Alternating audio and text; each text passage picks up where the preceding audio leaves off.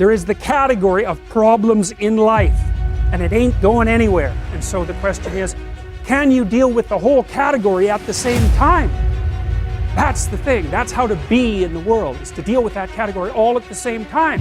And so how did human beings, what did they come up with as a solution? And that's so cool too, because the solution they come up with not only was the heroism that allows you to approach what you're terrified by and what you find offensive and to learn from it, but also the idea of sacrifice, and that was played out by cultures everywhere, including human sacrifice.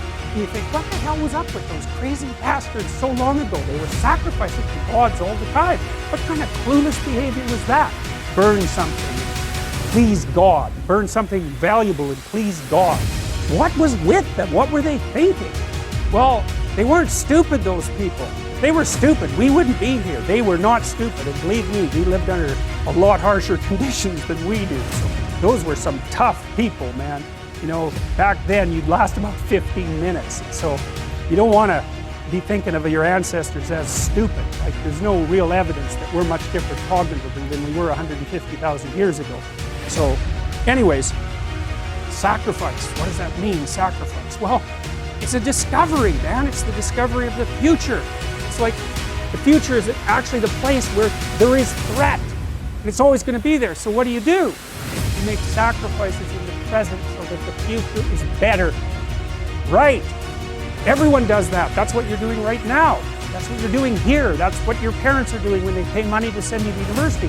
They think you can bargain with reality.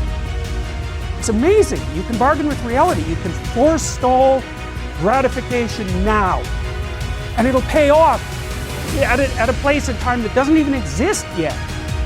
It's like, who would have believed that? It's like, that's a miracle that occurs. And it's not like people just figured that out overnight.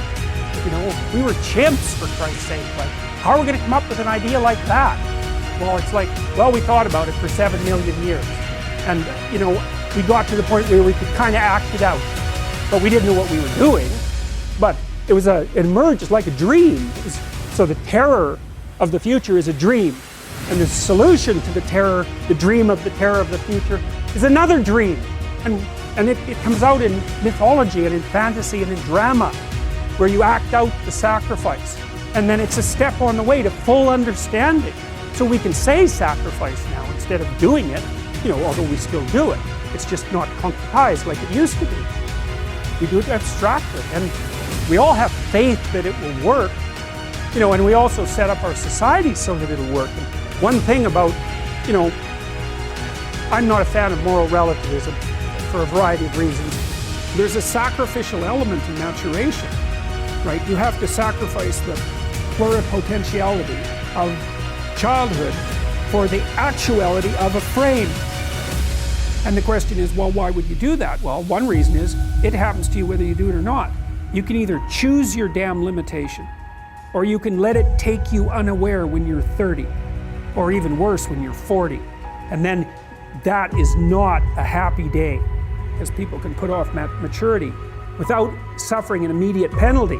But all that happens is the penalty accrues, and then when it finally hits, it just wallops you. Because when you're 25, you could be an idiot. It's no problem.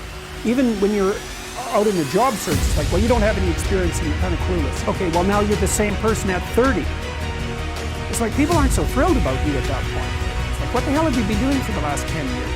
Well, I'm just as clueless as I was when I was 22. Yeah, but you're not 22. You're an old infant, right? And that's an ugly thing, an old infant.